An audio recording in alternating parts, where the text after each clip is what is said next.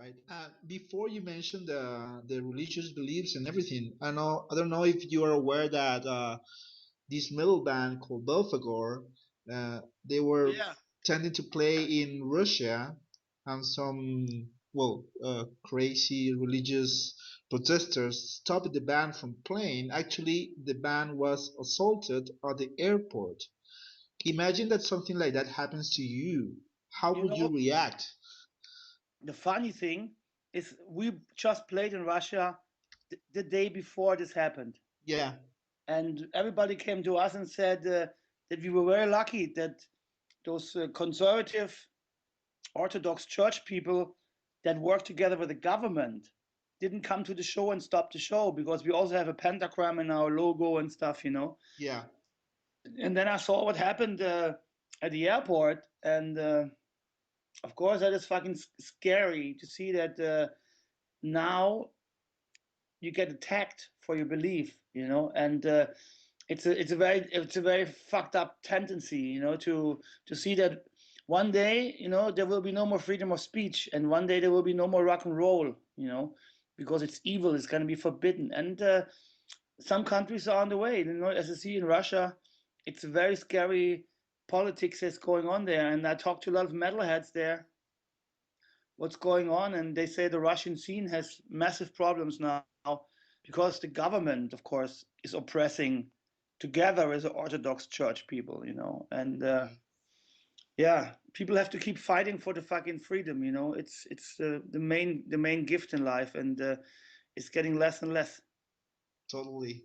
Well, you were lucky in Russia, but for example, last year there was no so much luck in Mexico. You had the problems. A lot of things has been said about what happened actually on that tour, but it's all true. It was true that the promoter tried to rob you. They steal some guitars and everything.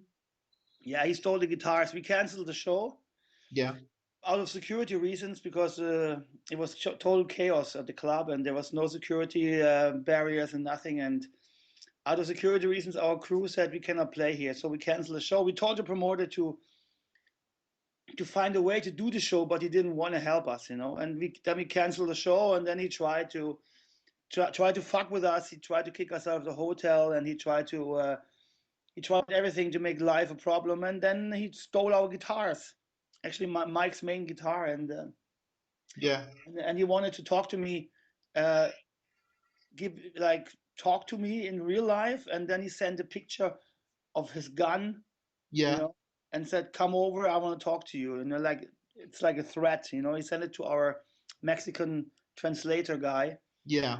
Of course, we didn't do that, and it was a massive, you know, drama going on then, you know, and yeah, we got the guitar back because I put this on Facebook. You know, I put on Facebook his name Yeah. and where he's from and who he is, and And then you got the guitars back. all of a sudden, you know, his boss calls him and his father calls him and everybody calls him like, "Hey, you fucking idiot! What are you doing?" You know, Yeah. and then we got the guitar back somehow. Somebody drove back to the other city, got the guitar for us. But in the same moment, the guy starts to lie again, like, "Oh, we forgot the guitar at the hotel," and blah blah. So it was a big drama because a lot of people were believing the guy also that you know he didn't do anything bad. But we have pictures actually of him threatening everybody around. He was also threatening our interpreter, the translator guy, Yeah. and saying he sent him a message like also with his weapon on his heart, you know, saying, "I know where you live and your mother," you know. So like it was fucking nasty. And when you see something like this, you know, then it's time where you question what you do because you know you're doing rock and roll and it's supposed to be fun, but some people are just assholes and they don't get the spirit of it. And it's the moment where you think about stopping. You know, it's the Yeah. moment where you say, you know, this is not worth it. Should I stop this? You know, it's getting too dangerous. And we had a lot of other situations where other bands also. I remember Nervosa from Brazil. Yeah. They played with us in the Brazilian festival last year, and they also got kicked out of the backstage room. They didn't get paid, and then they asked for the money, and then the promoter came with weapons Oh and gosh. kicked them out of the backstage room, like, go away, you don't get money, fuck you, you know. And we had also the same problem in Brazil once, again on the last tour on a festival, that the promoter came with guys with guns, you know. It's a sad development, you know, and it has nothing to do with fucking metal and it's you know this, it's bad for the fans because one day band's not going to play there anymore because it's too dangerous. Totally. And at the end of the 80s, actually, you left the band, you left Destruction, and you came back in 99. There were almost 9 years where you were not in Destruction. All these things that are still happening because this just happened last year, and now you mentioned the other festival in Brazil is happening again, and it's happening to other bands. These make you have second thoughts about being in the metal scene? No, no. I mean, I'm a metalhead to the bone. You know, metal is my life, and I grew up, and we founded the metal scene here in Germany, and it's kind of just a sad development, you know. But I never regret being a metalhead, and metal gave me so much fun in life, and it's a great gift what I could do with my music, travel the world, meet so many people. So I never regret that, but I just, you know, I think it's important that people talk about this, you know, because it's a sad development in general, and it's not about metal. It's just showing how the world has become. You know, it's a mirror of society, and of course, when the society is full of assholes, some assholes will be in the metal scene too. Yeah. Right. Well, coming back to the new album, you have two bonus tracks. One of them is black metal, is a version of Venom. It's funny though because a lot of bands, black metal bands, European black metal bands, mention destruction as a main influence when they were starting. So in some sort of way, the black metal community mentions a thrash metal band from Germany as an influence. Are you proud of this? It's always cool to see that the young kids get some inspiration. You know, when we started the band, we had a lot of really evil lyrics because we also, you know, listened to Venom at that time and stuff. And of course, it's cool when you see that a whole new generation is influenced by some stuff, you know. And it's always an honor, I think. Great.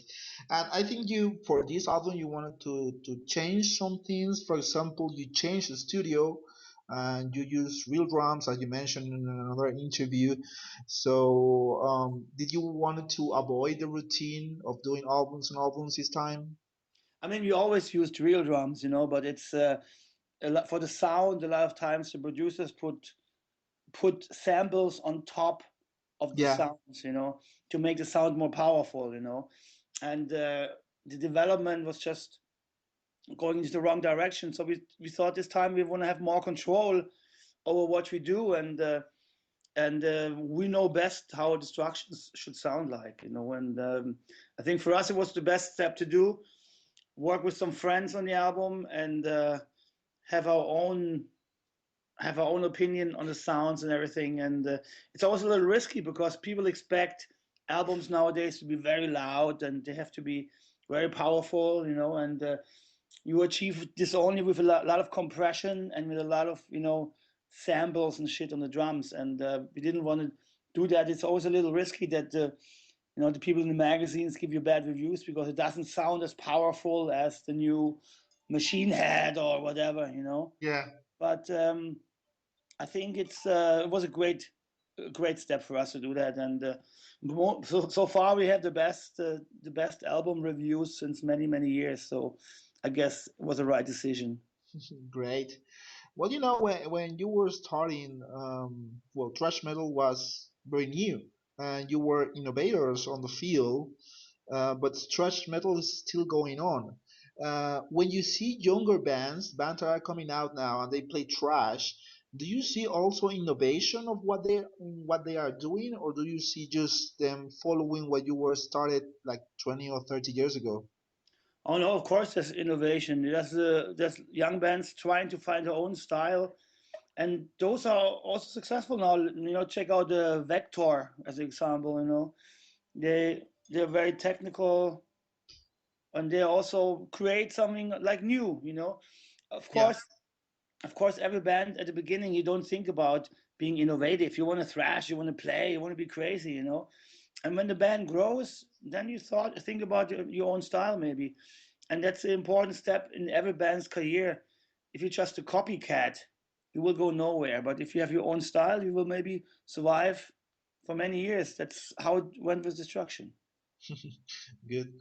Well, man, there is a sentence that you said in a recent interview that went big on the news, saying that if you are a rich musician, you can do thrash metal, and you were referring to bands like Metallica or Slayer.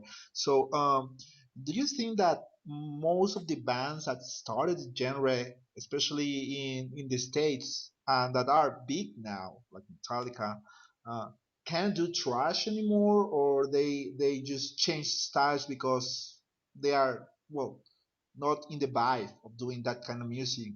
Do you see distraction becoming big soon and quitting thrash metal by some reason? I think to make it big in with money in thrash metal is very difficult. There's only a few bands who made it, and nowadays music gets stolen. It's all about streaming the music, and the streaming of the music doesn't pay the bands.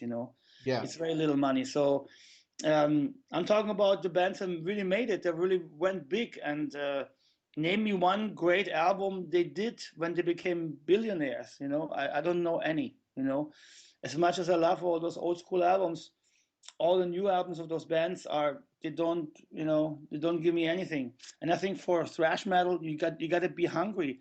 It's the spirit of new wave of British heavy metal meets punk rock. It's you have to be a wild bunch to play this kind of music. And when you have a lot of money, and you have a Ferrari, and you have a home at the beach, you don't have all this. And then you won't write this fucking aggressive music that kicks ass.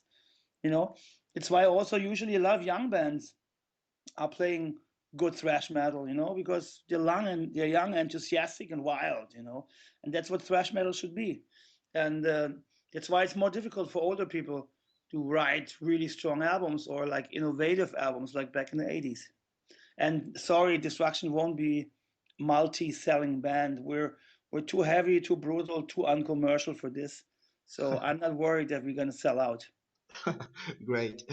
Okay, well, so just to finish the interview, one last question. You are doing this crazy European tour on this crazy pack. You have Flotsam Jetsam, you have Enforcer, and of course Brazilian Nervosa, which is madness. And this tour is also coming to Spain. So, are you planning on doing a lot of new songs on this tour, or just like playing old tunes, old classic tunes?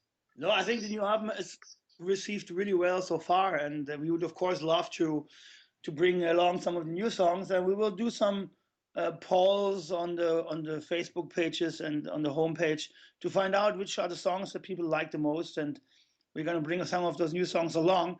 But of course, we're gonna play a best of 33 years of destruction. Also, there's a lot of classics, and with the fresh communication with the crowd, we have a huge repertoire of many songs, so we can fans will be able to choose songs every night. And every night I ask the people, "What do you want to hear?" And then there will be some people screaming for a song, and I just pick it and play it. That's the way we do it, and so it's going to be a good mix of the new stuff and, of course, all the classics.